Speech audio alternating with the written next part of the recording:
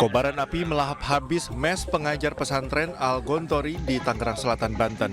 Kencangnya angin serta banyaknya material yang mudah terbakar membuat api dengan cepat menghanguskan seluruh bagian kamar. Api pertama kali muncul dari pembakaran sampah oleh salah seorang warga di area tersebut. Dan seketika api membesar dan merembet ke mes pengajar yang berada di sebelahnya. Api akhirnya berhasil dipadamkan 2 jam kemudian setelah 5 unit armada diterjunkan ke lokasi. Mes guru, peternakan, dan tempat limbah pembuangan sampah. Jadi limbah sementara jadi awal dia dari sampah yang terbakar seperti tabunan ya. Tadi anginnya agak besar jadi menyambar ke pembuangan sampah. Tak ada korban jiwa, namun kerugian ditaksir mencapai ratusan juta rupiah. Sementara itu, kasus kebakaran ditangani Polsek Pondok Aren dan Polres Tangerang Selatan. Dari Tangerang Selatan, Banten, Nunung Purnomo, iNews melaporkan.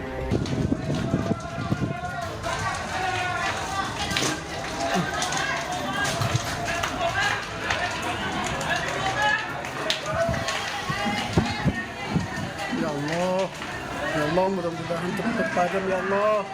Sebuah rumah berlantai 2 di permukiman padat penduduk Jalan Mangga Besar 13, Sawah Besar, Jakarta Pusat terbakar Sabtu sore. Warga mencoba memadamkan api dengan alat seadanya agar tidak lain. Kebakaran diduga akibat hubungan arus pendek listrik dari dalam rumah tersebut. Api berhasil dipadamkan 1 jam kemudian setelah 5 unit mobil damkar diterjunkan ke lokasi kebakaran. Tidak ada korban jiwa maupun luka dalam musibah kebakaran ini. Dari Jakarta, Rani Sanjaya, iNews melaporkan.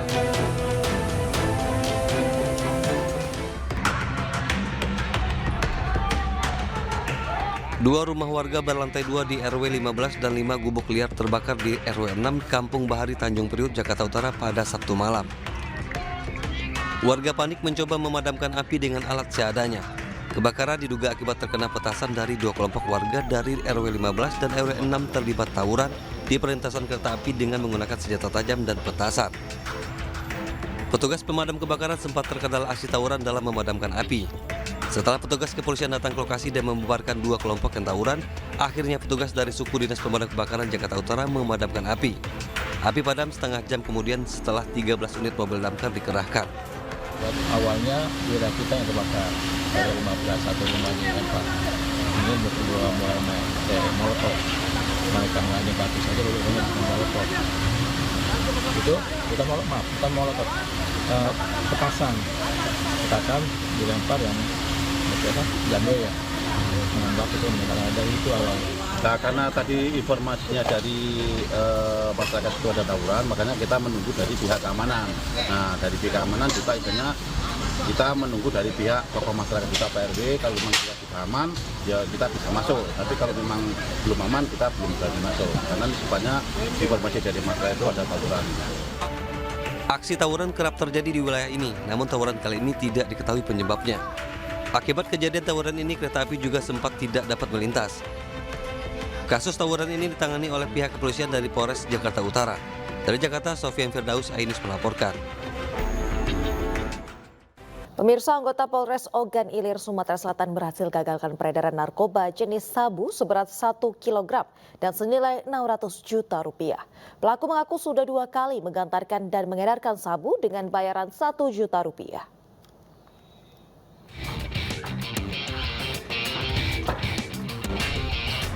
Narkoba sabu seberat 1 kg senilai 600 juta rupiah ini berhasil diamankan dan digagalkan peredarannya oleh Satres Narkoba Polres Ogan Ilir, Sumatera Selatan pekan lalu.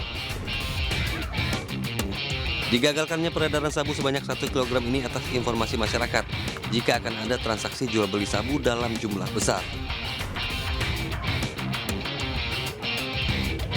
Barang haram itu rencananya akan diedarkan ke wilayah Kecamatan Tanjung Raja, Kabupaten Ogan Ilir. Namun naas saat pengedar sabu berinisial P ini akan mengantarkan kepada seorang kurir, justru tertangkap anggota polisi. Di hadapan petugas, pelaku mengakui perbuatannya. Sabu tersebut ia dapat dari seorang di Kecamatan Sungai Pinang yang saat ini dalam pengejaran polisi. Tersangka pun mengaku jika ia sudah 2 kali menjadi pengedar sabu dengan upah 1 juta rupiah setiap kali pengantaran. Yang diamankan ini 1070 gram narkotika jenis sabu, kemudian 2 buah handphone merek Vivo warna biru dan Tecno Spark warna hitam, uang tunai senilai Rp677.000, 1 unit sepeda motor merek Honda ADP warna putih, nomornya BG 4303T. Kini tersangka sudah mendekam di tahanan Mapolres Ogan Ilir dan terancam hukuman 20 tahun penjara dan denda maksimal 10 miliar rupiah. Dari Kabupaten Ogan Ilir, Sumatera Selatan, Fitriadi Ainus melaporkan.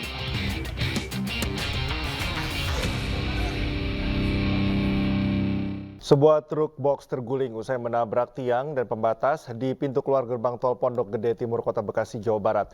Kecelakaan diduga akibat pengemudi berkendara dalam kondisi mengantuk.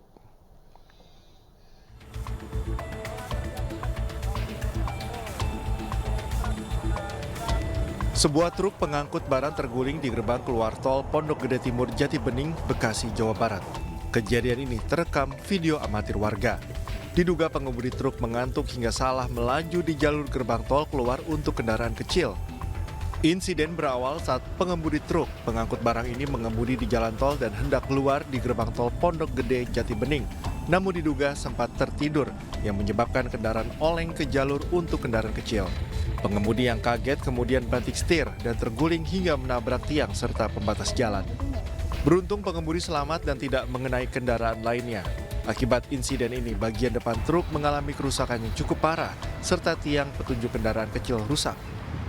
Saya tanya tadi pengakuannya ketiduran gitu, tiba-tiba ketiduran gitu aja dari jembatan. Itu dia mau keluar tol ya? Iya mau keluar tol, jadi dia mau ngambil jalur tengah, sebenarnya sebelah kanan gitu. Kasus kecelakaan tunggal kini ditangani petugas unit PJR Jakarta Cikampek dan petugas unit Laka Lantas Polres Metro Bekasi Kota. Dari Bekasi, Jawa Barat, Rahmat Hidayat, iNews melaporkan. Pemirsa, unjuk rasa mahasiswa menolak revisi Undang-Undang Pilkada ternyata masih terjadi di Kabupaten Jombang, Jawa Timur.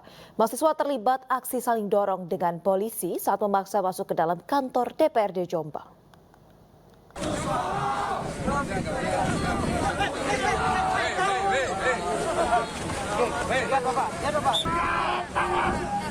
Saling dorong tak terhindarkan saat mahasiswa yang menggelar aksi unjuk rasa memaksa masuk ke dalam kantor DPRD Jombang, Jawa Timur siang tadi. Mahasiswa bersikeras memaksa masuk karena ingin bertemu langsung dengan para anggota DPRD Jombang. Mahasiswa geram karena hingga 1 jam lebih menggelar orasi tak ada satupun anggota wakil rakyat yang mau keluar untuk menemui mereka.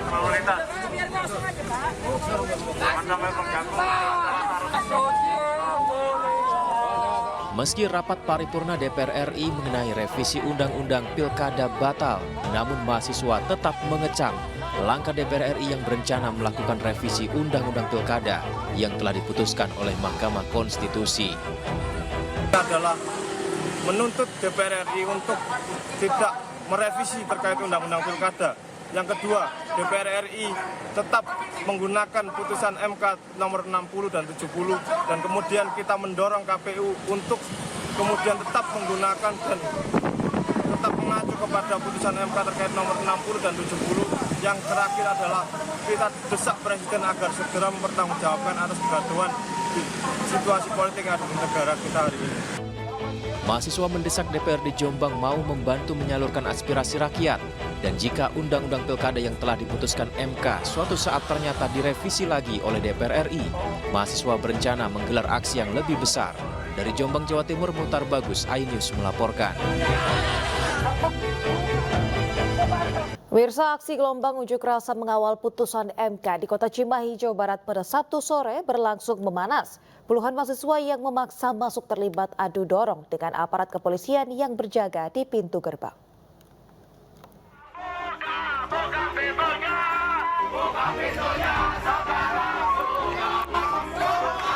Puluhan mahasiswa dari Gerakan Mahasiswa Kota Cimahi langsung dihadang aparat kepolisian saat hendak merangsek masuk ke kantor DPRD Cimahi.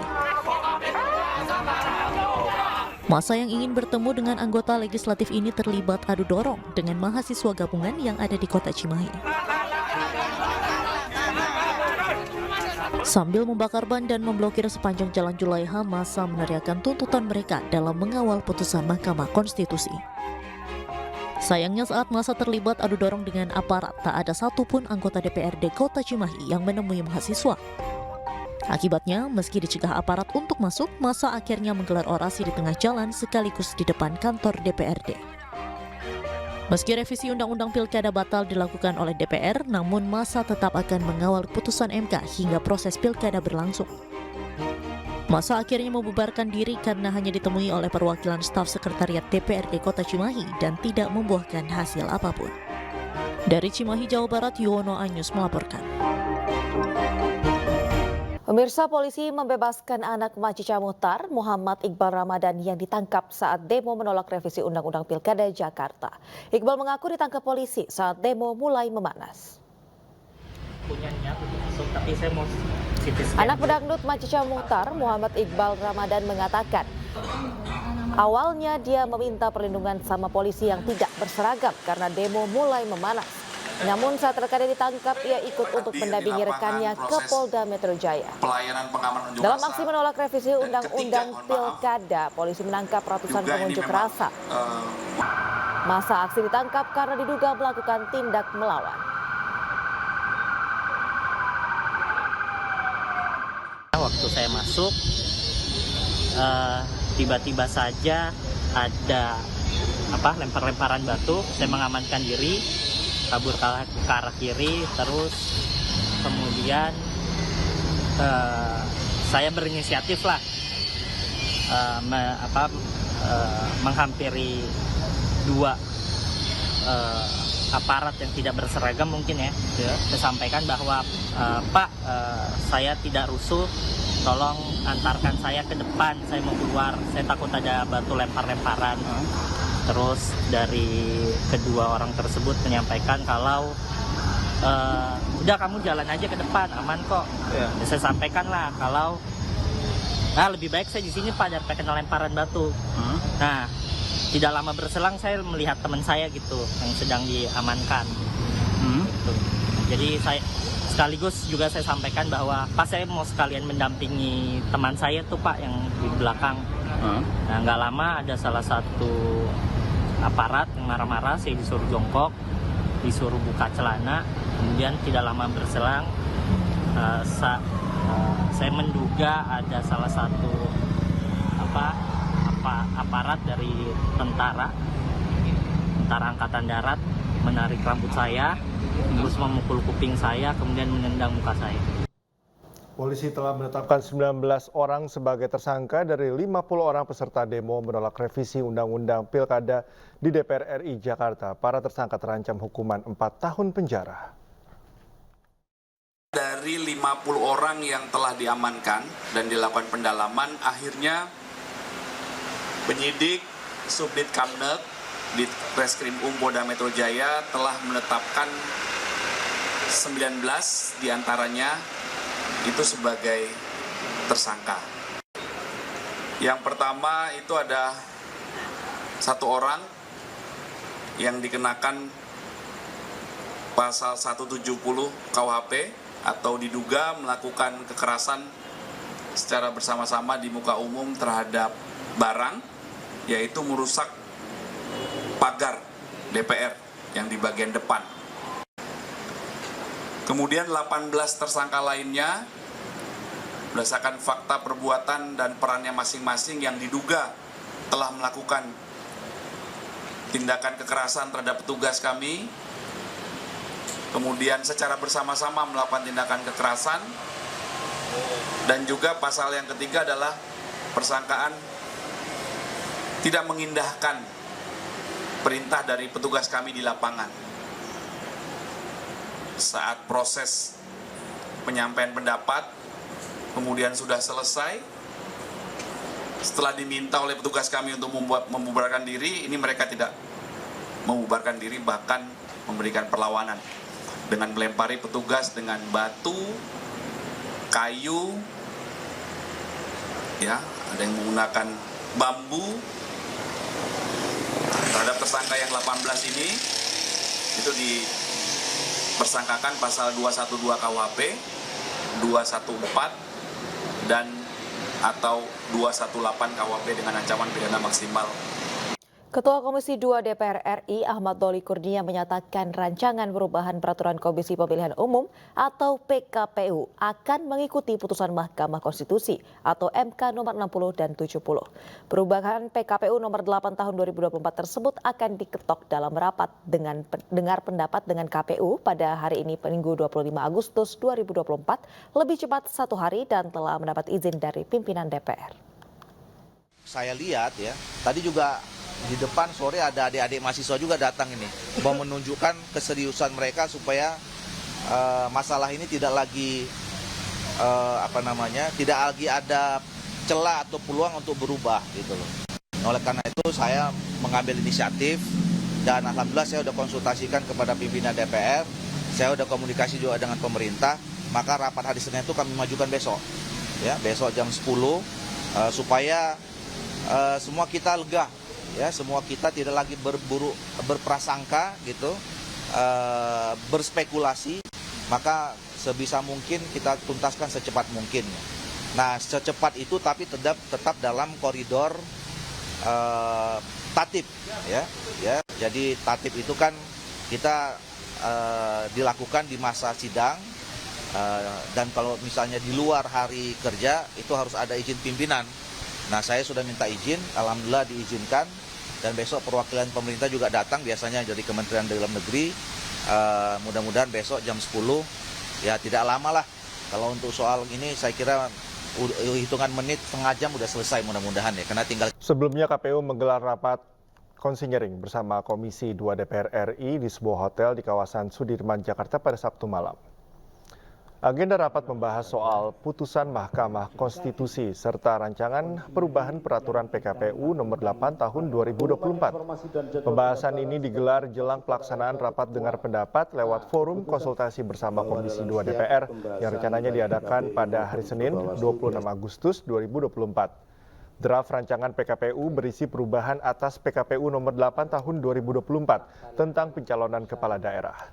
Dalam rancangan tersebut sejumlah pasal mengalami perubahan termasuk pasal 11 dan pasal 15. Dalam pertimbangannya KPU mengadaptasi putusan MK nomor 60 dan 70. Saya mau ingetin kalau banyak pertanyaan berarti beda, kalau beda nanti berhadapan dengan rakyat, itu aja. Ya. Pak. Pemirsa, Presiden Joko Widodo memastikan pemerintah mengikuti putusan Mahkamah Konstitusi setelah DPR membatalkan revisi Undang-Undang Pilkada. Jokowi juga menghargai aspirasi masyarakat yang menggelar unjuk rasa di sejumlah daerah.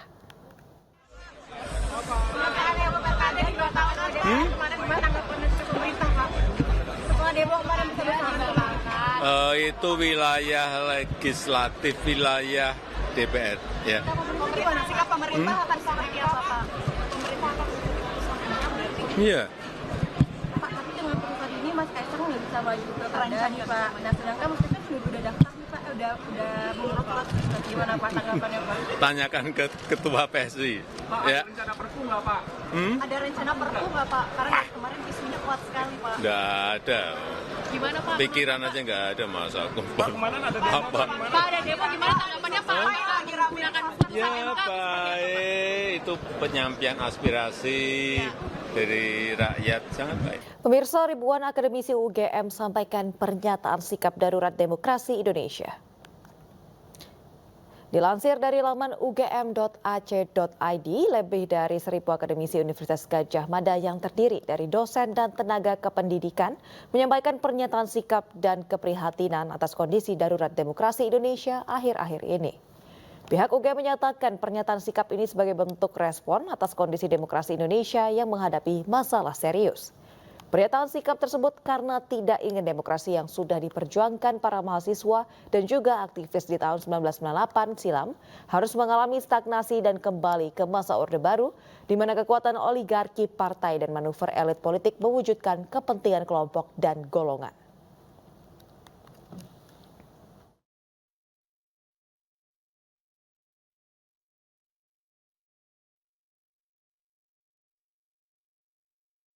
Anda kembali di iNews Pagi pemirsa. Muhaimin Iskandar atau Caimin resmi kembali terpilih menjadi Ketua Umum PKB periode 2024-2029 secara aklamasi melalui Muktamar PKB ke-6 yang digelar di Bali Sabtu malam.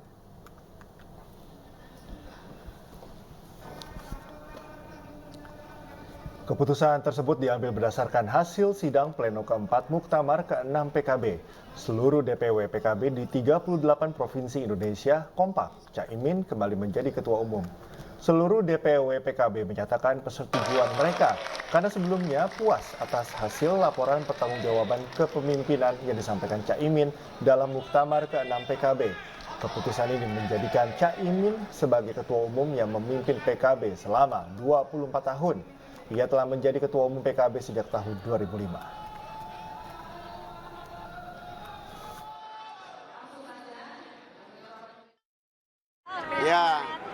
Ya karena semua DPC, 500 lebih DPC menghendaki saya, sehingga saya merasa ini bagian dari tanggung jawab berikutnya.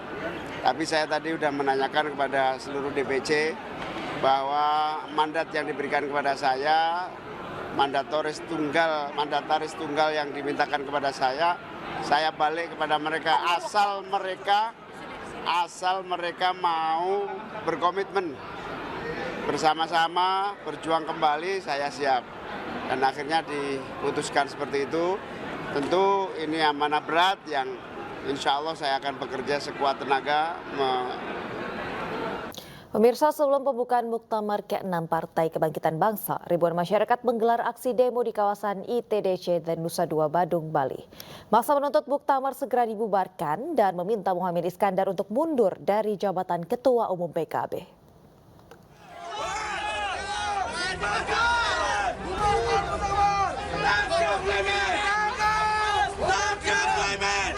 Ribuan masyarakat berunjuk rasa menolak Muktamar ke-6 Partai Kebangkitan Bangsa di kawasan ITDC dan Nusa Dua, Kuta Selatan, Badung, Bali. Jelang sore hari, massa berupaya masuk ke pintu sebelah utara kawasan ITDC dan Nusa Dua, namun dihalau petugas kepolisian. Situasi pun memanas saat sejumlah pendemo yang dihalangi petugas mulai membakar ban dan spanduk sebagai bentuk tuntutan. Massa menuntut agar Muktamar PKB dibubarkan karena dinilai sudah tidak sesuai dengan marwah dari partai. Massa juga meminta Muhaimin Iskandar mundur dari jabatan Ketua Umum PKB lantaran dinilai telah mengkhianati para pendiri partai. Bubarkan Muktamar. Pak, selain membubarkan Muktamar, apa Pak tuntutan hari ini? Hanya satu, bubarkan Muktamar, turunkan Muhaimin. Kenapa Pak? Ya, Kenapa? kami dia telah mengkhianati amanah dari pendirinya. Selain itu, massa juga menyoroti nilai-nilai Partai Kebangkitan Bangsa yang kini dianggap jauh melenceng dari koridor partai yang sesungguhnya. Dari Badung, Bali, Bagus Alit, iNews melaporkan. Setelah menjalin komunikasi intensif, Anies Baswedan menyambangi kantor DPD PDIP Jakarta. Saat ditanyai terkait kemungkinan diusung PDIP dalam Pilgub Jakarta, Anies menyebut masih menunggu keputusan. Didampingi juru bicaranya Sahrin Hamid dan mantan Menteri Perdagangan Thomas Lembong, Anies Baswedan tiba di kantor DPD PDIP Jakarta di kawasan Cakung, Jakarta Timur kemarin. Kedatangan Anies disambut langsung Wakil Sekretaris Bidang Internal Bambang Mujiono dan sejumlah petinggi DPD PDIP Jakarta.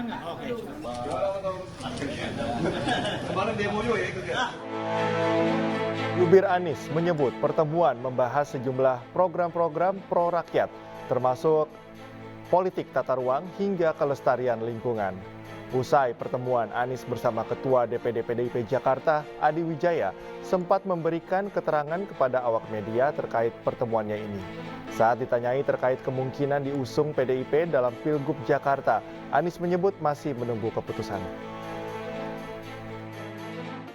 Hal-hal yang menyangkut pilkada tentu kita obrolkan, tapi kita semua menunggu apa yang menjadi keputusan. Jadi tadi sama sekali kita tidak menyinggung tentang keputusan, langkah dan lain-lain karena semuanya ada di DPP partai, di luar kewenangan kita. Tapi kita diskusi tadi, kita ngobrol dan kita bicara tentang masa depan Jakarta dan kita juga berbicara tentang bagaimana agar pemikiran-pemikiran kebangsaan, pemikiran-pemikiran tentang Bung Karno, keindonesiaan, keagamaan itu bisa berjalan seiring dan membuat suasana di Jakarta suasana yang aman, teduh, damai. Lalu bicara juga soal keberpihakan kepada mereka yang kecil, yang lemah. Tadi saya sampaikan prinsip sederhana, membesarkan yang kecil tanpa mengecilkan yang besar. Jadi kita ngobrol seputar itu. Pak Anies kalau ditawarkan masuk ke PDIP siap nggak Pak Anies? Pokoknya sekarang ini kita tunggu dulu sampai semua keputusan dibuat, dari situ kita tentukan langkah ke depannya apa.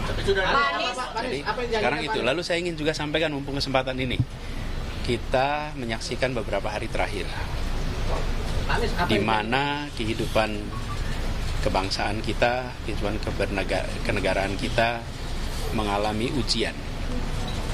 Dan dalam situasi ujian seperti itu, kita menyaksikan siapa yang konsisten. Dan saya menyampaikan apresiasi kepada PDI Perjuangan yang konsisten di dalam mengawal konstitusi kita. Konsistensi ini adalah sesuatu yang harus kita hormati dan kita hargai, karena penjaga konstitusi adalah penjaga negara. Yang kedua, teman-teman civil society, mahasiswa yang bergerak, yang kemudian secara organik tanpa ada satu komando, tapi dikomando oleh hati, dikomando oleh kecintaan pada negeri, memilih untuk turun langsung mencegah terjadinya. Bahas pasti. Apa aja tuh Pak? Ya, kita menyamakan, kita punya visi dan misi, ya, bagaimana kita mengawal, ada persamaan, kita punya pandangan bahwa kita harus mengawal konstitusi yang benar, kita harus mengawal demokrasi yang benar. Itu aja. Pak, ini kan tadi hangat banget nih Pak salamannya, senyumnya gitu. Apa udah memutuskan bahwa Pak Anies kayaknya cocok nih diusung sama PDI? Insya Allah. Pemirsa, politikus PDIP Masinton Pasaribu menyatakan hasil pertemuan Anies ke DPD PDIP Jakarta akan disampaikan ke DPP PDIP. Sementara pengamat politik Adi Prayitno menyebut kedatangan Anies ke PDIP menjadi titik terang duet Anies PDIP, dan Anies pun dinilai tidak memiliki pilihan selain bergabung dengan PDIP. Berikut cuplikan dialog dalam program Ayu Sore. Bahas banyak hal termasuk kesamaan ideologi dan juga pemahaman. Berarti semakin kuat nih Bang Masinton, PDIP bakal mengusung Anies. Ya, insya Allah. Nah, tentu semua keputusan kan ada di DPP PDI Perjuangan seperti itu. Nanti akan hasil pertemuan tadi akan disampaikan oleh Pak Aming sebagai Ketua DPD PDI Perjuangan Jakarta kepada DPP PDI Perjuangan. Seperti itu, dan juga kepada Ibu Mega. Ya, tapi kalau agenda pertemuan Anies dan juga Bu Mega sudah ada tanggalnya nih, Bang Masinton, karena tanggal 27 udah pendaftaran nih, Bang. Belum, sabar aja. Nanti kita tunggu hasil penyampaian laporan oleh Pak Aming, Ketua DPD Provinsi DKI Jakarta kepada DPP dan Ibu Megawati. Seperti itu, Bung. Saya kira kalau kita membaca arah mata angin dan gestur politik antara PDIP dan Anies Baswedan, ini sudah mulai ada kelihatan titik temu dan titik terang ya soal bagaimana kemungkinan keduanya akan berkoalisi di Pilkada Jakarta ya. Karena memang harus kita akui selama ini kan jangankan untuk berkomunikasi, jangankan berbalas kunjungan politik ya. Anies dan PDIP adalah dua komponen yang saya kira berbeda secara diametral. Jadi kalau hari ini kemudian tiba-tiba ada kunjungan Anies ke PDIP Jakarta misalnya, ini kan sebagai salah satu bentuk betapa memang keduanya itu sudah mulai kelihatan ada titik temu. Satu sisi misalnya Anies Baswedan itu pastinya membutuhkan partai politik untuk bisa berlayar di Jakarta, dan pada saat yang bersamaan PDIP juga butuh partner yang relatif punya nama besar seperti Anies ya, untuk melawan kekuatan politik implas yang mengusung Ridwan Kamil dan Suswono. Jadi dalam konteks inilah saya kira pertemuan PDIP dan Anies Baswedan hari ini sudah mengalami kemajuan. Kalau kemarin kan hanya berbalas pantun, kalau kemarin kan hanya berbalas puji, kalau kemarin kan hanya ada flyer Bang Masinton Pasaribu dan Anies Baswedan. Kalau hari ini saya kira ini adalah bentuk konkret ya soal penjajakan bagaimana kemungkinan keduanya itu akan berduet ya antara Anies Baswedan dan dari PDIP nantinya. Tapi bagi saya secara prinsip ya, ini kalau melihat gestur tubuh kawan-kawan PDIP memang sangat kelihatan.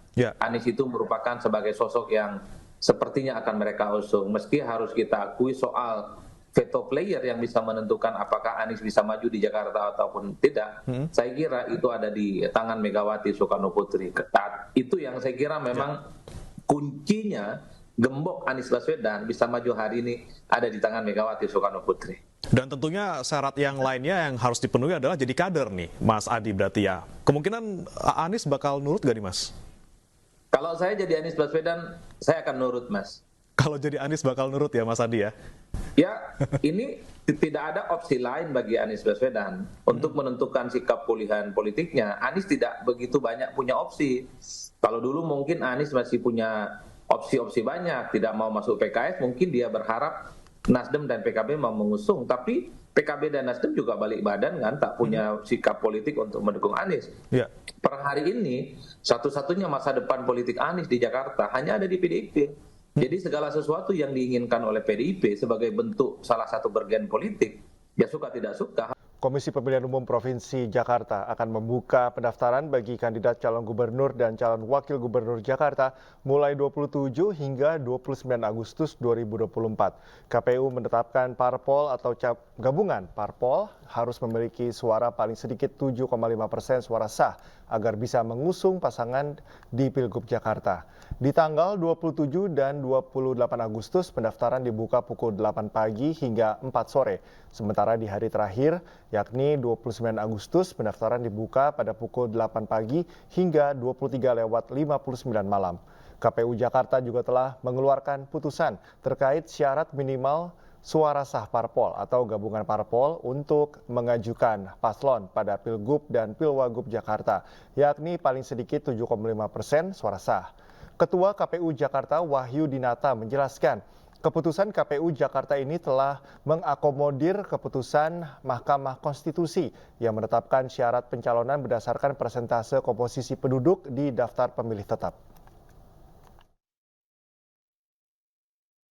Di keputusan KPU ini kami menetapkan pertama syarat perolehan suara sah partai politik atau gabungan partai politik pada pemilu anggota Dewan Perwakilan Rakyat Daerah Provinsi tahun 2024 sebagai persyaratan pengajuan pasangan calon dari partai politik atau gabungan partai politik pada pemilihan gubernur dan wakil gubernur provinsi daerah khusus Ibu Kota Jakarta, yaitu paling sedikit 7,5%, dan wakil gubernur DKI Jakarta sebagai berikut. Untuk hari Selasa dan Rabu tanggal 27 dan tanggal 28, kami membuka pendaftaran dari pukul 8 sampai pukul 16.00.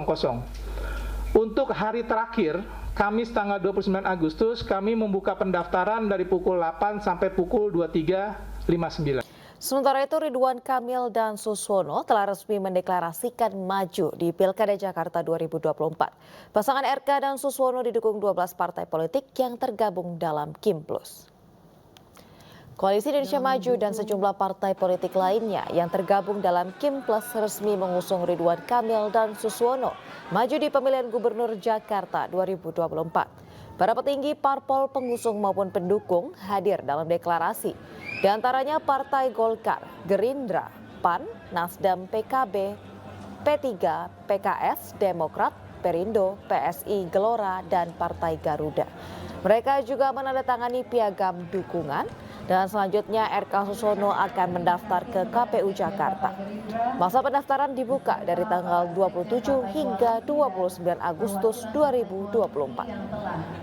Menandatangani dan juga menyaksikan secara langsung penandatanganan piagam dukungan terhadap bakal calon gubernur dan bakal calon... Pemirsa, Otorita Ibu Kota Negara Nusantara memastikan ada 7 investor baru yang akan berinvestasi di IKN. 7 investor mencakup sektor pendidikan, hotel, hingga properti.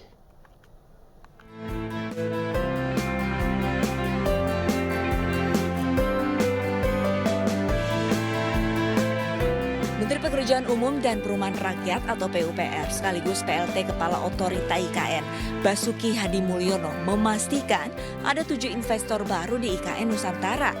Menurut Basuki, investor baru ini melakukan groundbreaking pada September mendatang. Namun nominal jumlah investasi yang akan dikucurkan 7 investor baru tidak dipaparkannya.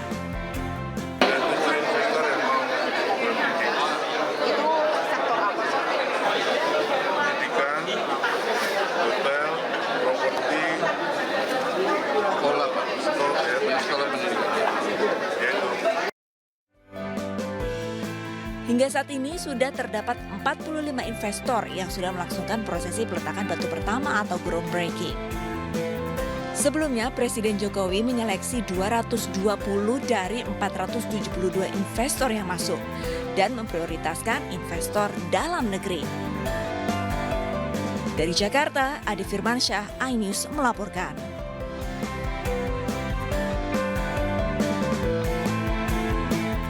Pemirsa, jelang kualifikasi Piala Asia U17, Timnas Indonesia menggelar pemusatan latihan di Bali. Selain itu, Garuda Muda akan menggelar laga uji coba yang sekaligus menjadi seleksi para pemain sebelum pemusatan latihan di Spanyol.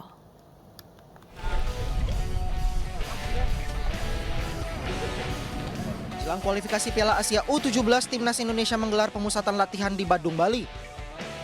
Pada pemusatan latihan kali ini, pelatih tim U17 Indonesia Nova Arianto membawa 32 pemain. Selain itu, tim U17 Indonesia juga akan menggelar laga uji coba melawan India yang sekaligus menjadi seleksi para pemain sebelum pemusatan latihan di Spanyol. Ya, tujuannya pasti memberikan pengalaman kepada pemain-pemain ini ya, karena sekali lagi mereka belum mendapatkan pertandingan internasional, karena mungkin kalau di AFF kita hanya dapat mungkin Australia, kalau lainnya kan tim-tim Asia Tenggara, dan saat ini kita mencoba berhadapan dengan negara-negara yang mungkin di luar Asia Tenggara, dan India menjadi salah satu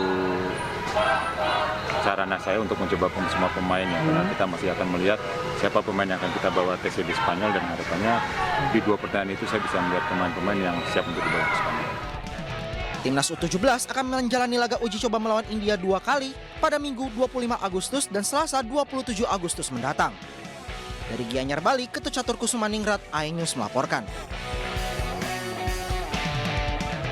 Menteri Keuangan Sri Mulyani mendapatkan penghargaan sebagai pahlawan iklim. Menkeu dinilai memberikan kontribusi nyata dalam pertumbuhan ekonomi hijau di Indonesia.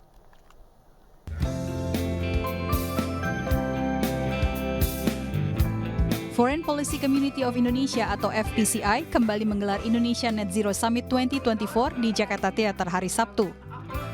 Dalam acara ini, FPCI menganugerahkan Menteri Keuangan Sri Mulyani Indrawati sebagai Climate Hero Award pada tahun ini. Menkeu secara signifikan dinilai ikut mendorong isu pertumbuhan ekonomi hijau dan dekarbonisasi di Indonesia. Beliau ini kan merupakan seorang policy maker, dan dia salah satu policy maker pertama di Indonesia yang bahkan menekankan bahwa sebenarnya krisis iklim itu lebih gawat daripada pandemi COVID-19 gitu, dan menurut kami ini merupakan hal yang sangat penting gitu ya, apalagi Ibu Sri Mulyani juga merupakan salah satu policy maker yang pertama kali mencoba memainstreamkan isu perubahan iklim ini dan lingkungan agar tidak hanya di dalam kungkungan isu lingkungan saja gitu, tapi ke isu-isu lain dan sektor-sektor lain yang lebih umum, termasuk di sektor keuangan dan finansial. Dan hari ini saya merasa sangat rendah hati kalau di single out sebagai satu Climate Hero Award. Rasanya saya tidak deserve this award, karena saya tahu betul climate change adalah sebuah tantangan umat manusia. So no one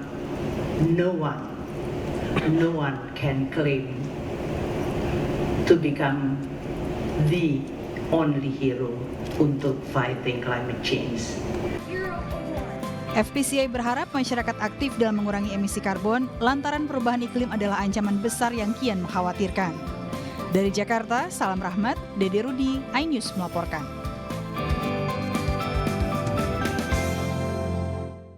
Pemirsa, staf khusus Presiden Angki Yudhistia menerima penghargaan Tanda Kehormatan Satya Lancana Wirakarya. Penghargaan diserahkan langsung oleh Sekretaris Kabinet Pramono Anung di Aula Gedung 3 Kementerian Sekretariat Negara, Jakarta.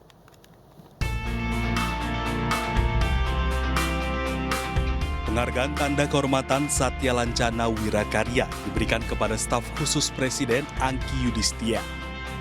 Penghargaan ini merupakan tanda kehormatan yang diberikan pemerintah Republik Indonesia karena telah memberikan dharma bakti yang besar kepada negara dan bangsa Indonesia sehingga dapat menjadi teladan bagi orang lain.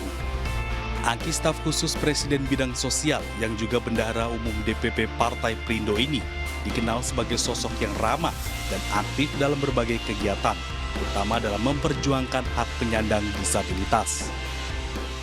Pesan-pesan khususnya adalah pertama, tadi kita sama-sama mengucapkan terima kasih 5 tahun ini karena Pak Pram sebagai Setkap, Pak Mesasnek, Pak Pratikno, Pak Presiden ini memberikan kepercayaan penuh untuk bisa berkarya, untuk bisa bekerja dengan disiplin, dengan ikhlas, dengan tulus, dan menghasilkan.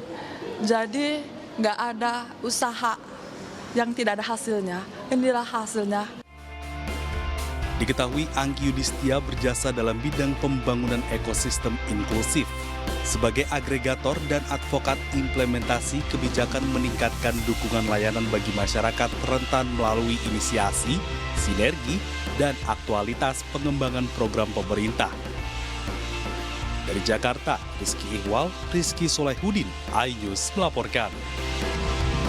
Pasca kebakaran hebat di kawasan Manggarai, Jakarta Selatan, korban yang terdampak masih tinggal di posko-posko pengungsian. Badan Musyawarah Antar Gereja Nasional Bamagnas bersama dengan Yaski Peduli menggelar aksi sosial berupa pemeriksaan kesehatan dan pengobatan gratis bagi ratusan korban kebakaran.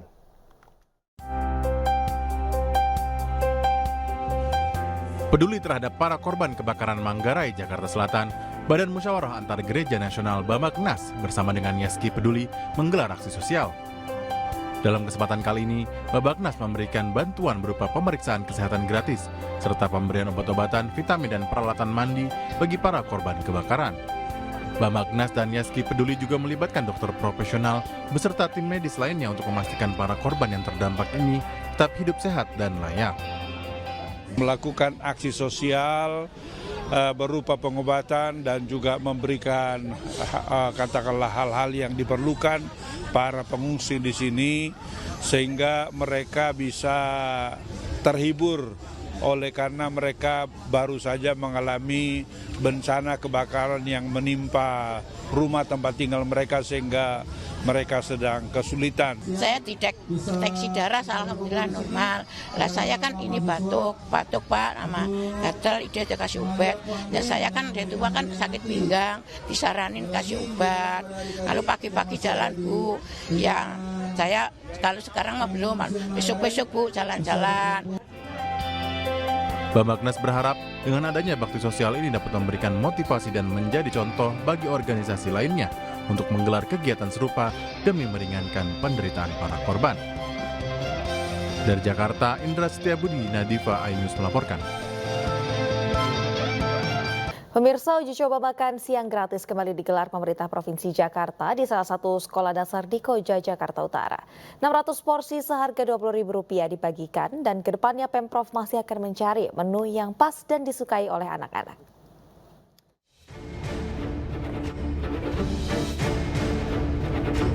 Uji coba makan siang gratis tahap 2 digelar pemerintah Provinsi Jakarta di Sekolah Dasar Negeri 03 Rawabadak, Koja, Jakarta Utara. Dengan 4 varian menu sebanyak 600 porsi dibagikan kepada siswa dengan harga Rp20.000 per porsi. Siswa mendapatkan menu makanan berupa tempe orek, ayam teriyaki, sayur dan buah serta air mineral. Pemprov Jakarta masih akan meramu menu dan rasa makanan yang disukai para siswa, khususnya siswa sekolah dasar dengan kualitas gizi yang memadai. Pada tahap uji coba kedua ini, Pemprov Jakarta tidak menggunakan dana APBD, namun menggunakan dana Corporate Social Responsibility dari beberapa perusahaan swasta dan BUMD.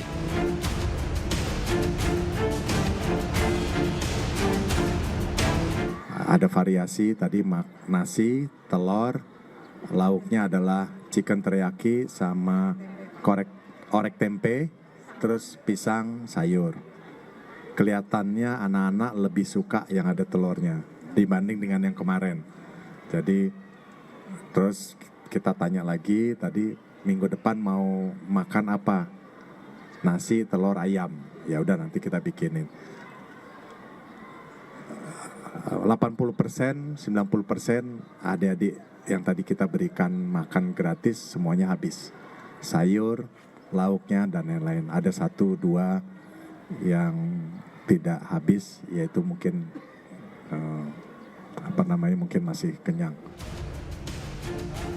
Sementara itu, dalam survei yang dirilis Rumah Demokrasi di kawasan Cikini Menteng, Jakarta Pusat, mengungkapkan sebanyak 69% lebih warga di Kota Bogor, Jawa Barat mendukung penuh pemberian makan bergizi gratis dari pemerintah.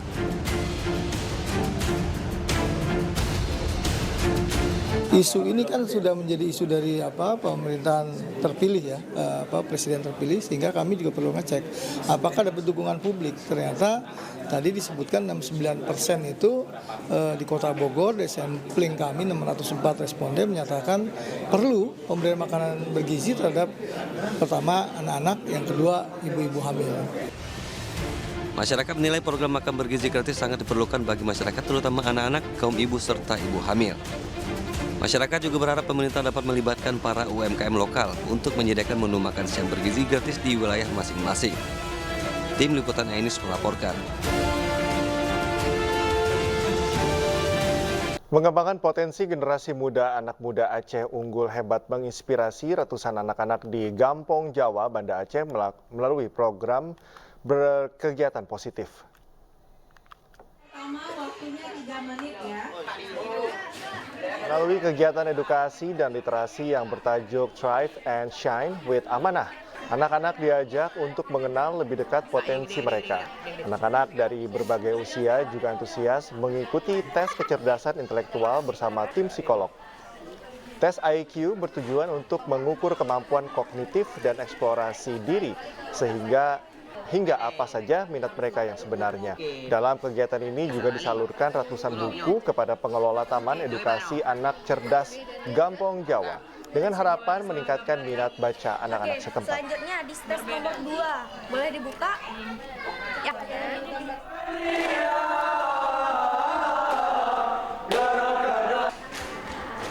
Sementara itu, ratusan penari akan disiapkan untuk menyambut Presiden Joko Widodo untuk peresmian Gedung Amanah 8 September mendatang. Audisi penari untuk penampilan pembuka digelar di Museum Banda Aceh selama 3 hari. Nantinya, pertunjukan tari yang ditampilkan mengambil unsur tarian tradisional khas Aceh digabungkan dengan unsur kesenian modern dan berjiwa muda.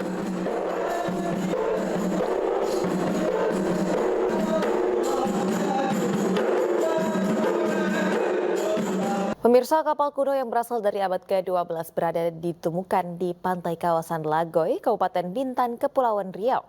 Ditemukan juga uang kuno dan sejumlah tembikar.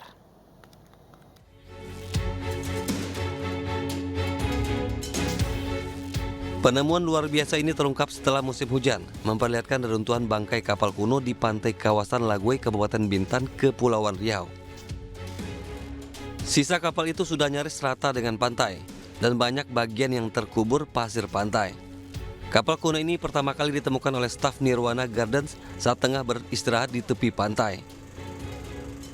Pihak Nirwana Gardens menindaklanjuti penemuan itu dan mendorong investigasi mendalam dari Badan Riset dan Inovasi Nasional Indonesia atau BRIN dan University of Napoli, L'Oriental, Italia. Dalam penelitian itu, pada lambung bangkai kapal tim menemukan beberapa tembikar Cina, benda-benda kaca dan logam serta benda berbentuk koin. Berdasarkan pengukuran diduga panjang 23,4 meter dan lebar kapal lebih kurang 6 meter dan berasal dari abad 12. Namun belum bisa ditentukan apakah kapal kuno itu jenis kapal perang atau kapal dagang. Ini ya, penelitian arkeologi buat historinya bagaimana perjalanan Bintan ini bagian dari perjalanan jalur perdagangan maritim ya pada masa lalu. Ini kira-kira besar perahunya ini berapa, Mas?